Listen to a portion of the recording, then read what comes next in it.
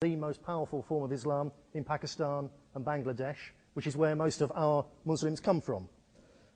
Similarly, there's radical strands in the Shia religion, based fundamentally in Iran, which again, over the last 20, 30 years, have come to the fore. It's a common pattern. The other common pattern, in terms of a deliberate plan, is nothing to do with what the Muslims have done or wanted at all. It's the actions of the European elite. And just as America and Canada and Mexico are gradually, and against the wishes or even the knowledge of the American people, being pushed into a federal union, then of course it's a more advanced thing has happened in Europe with what's now called the European Union, which is going to become a federal superstate, modeled to an extent on the United States of America. And the people behind this, particularly the French elite, have a long, long history of wanting to build an empire involving the Arab world. And what they've been trying to do has been best described by a Jewish researcher, Bat Yaor, who's well worth looking up. She wrote a book in 2005, Eurabia, and she's traced the development of this. And I'd like to read you just two short paragraphs from Bat Yaor's own work, talking about the establishment of the Euro-Arab dialogue in July 1974 in Paris. And here, Bat Yaor explains what the Euro-Arab dialogue is about. The field of Euro-Arab collaboration covered every domain, from economy and policy to immigration. In foreign policy, it backed anti-Americanism, anti-Zionism, and Israel's delegitimization, the promotion of the PLO and Arafat, a Euro-Arab associative diplomacy in international forums, and NGO collaboration. In domestic policy, the EAD established close cooperation between the Arab and European media, television, radio, journalists, publishing houses, academia, cultural centres, school textbooks, student and youth organisations, and tourism.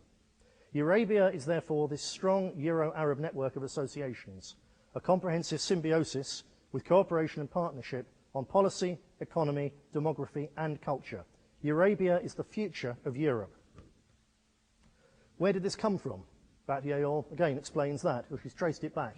It has strong antecedents in the French 19th century dream of governing an Arab empire and the exploitation of anti-Semitism to strengthen Arab-Muslim-French solidarity against a demonized common enemy. Eurabia is not only a web of various agreements covering every field, it is essentially a political project for a total demographic and cultural symbiosis between Europe and the Arab world, where Israel will eventually dissolve. America would be isolated and challenged by an emerging Euro-Arab continent that is linked to the whole Muslim world and invested with tremendous political and economic power in international affairs. That's really what it's about. People who would say, oh, you're just blaming the Muslims. No, it's not a question of that. There's traitors within our gates who are the ones who have opened the door to this thing, and by bringing in Muslims who, in many cases, just think they're there for a better life in the West, they're actually being turned into pawns in this very sordid international power game. There are further reasons, though, why it is happening, coming back to what some Muslims do. In 1989, Salman Rushdie wrote a not very good book, as a matter of fact, entitled The Satanic Verses, which earned him a fatwa from the leader of the Iranian Revolution, a Shia, which produced in Bradford, one of Britain's main northern cities, 20,000 Sunni Muslims, primarily, demonstrating and calling for the immediate murder of Salman Rushdie, who promptly went into hiding at enormous expense to the British taxpayer, and partly because the British government didn't say, no, this is unacceptable in the West. If you want to live in the West, then certain things such as freedom of speech, the freedom of authors to write things which offend, those are sacrosanct to our ways, and if you don't like it, you must leave. The moment that wasn't done, it gave a green light to the more extreme elements within Islam to push more and more, and so that the moderate elements within it feel dragged along by it as well. It's, I won't say culminated, because we're only in the early stages yet, but you'll remember probably in 2004, Theo van Gogh, the French filmmaker, who was shot more than 20 times, had his throat cut and a dagger shoved through his heart, with a very literate series of letters from a formerly criminal, now radicalized, committed young Muslim, a second or third generation Dutch Muslim. In the same year, the Danes started to say, well, we need a degree of integration here if this isn't in the end to end in civil war. And the integration minister, who made comments to that effect, had her house and car burnt out in firebombs, very nearly killing herself and her family. This intimidation happens at every level. You find it anywhere, literally anywhere in Europe where there is a significant Islamic population. You find young school children of any other community picked on, bullied, spat upon, beaten at school. And it goes right up to higher levels. In Bradford several years ago, there was an Islamic riot which cost £20 million, $40 million worth of damage in 2 nights, as a result of which, in huge areas of the north of England, the police know that they simply don't go into certain areas, because if they do, it could kick off that level of trouble.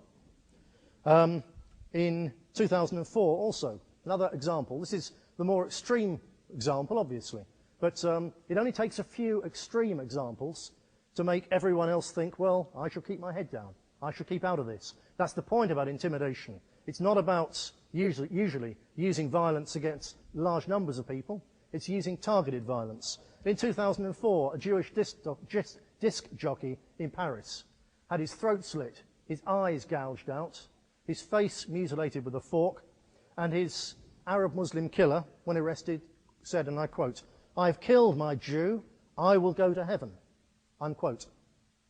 And he said the problem isn't just that attitude, which is Quranically inspired. The problem is that the French media, the mainstream media, didn't report the murder or the motive. And again, this is the thing which, if you have any extreme section in one group, when the other group constantly gives way to that kind of thing, then the extremists grow not only in confidence, but also in prestige. And it's largely a matter of this elite surrender by our own masters, ruling class, and so on, which is the problem. What's the reason for that? It's several-fold. It's partly fear. More important, I would say, you'll be familiar with the same thing in America, but believe me, it's 10 times worse in Europe.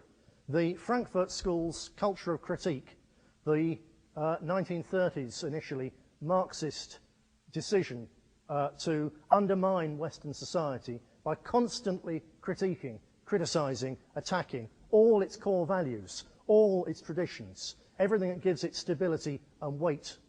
Attack everything, whether it's the church, whether it's the army, whether it's freedom of speech, whether it's bourgeois liberal values, whatever it is. Constantly attack them and wear them down. And this was imported from Frankfurt in 1933 over to New York, and then washed back, particularly in the 1968 failed student revolutions. And this, bear in mind, is where, certainly in Western Europe, this is where our current leadership class comes from. Almost without exception, they are all from this 1968 revolutionary cadre, who, now they're on a very, very good salary, don't want to share their wages with the workers anymore, but nevertheless still have this fundamental cultural antipathy towards traditional Western values. And these people have undermined from within our people's confidence in our own culture, in our own traditions, in our right to say, no, this is our land, and our ways are what should be preserved here. And it's a very, very core part of the problem. The elite surrender manifests itself in other ways.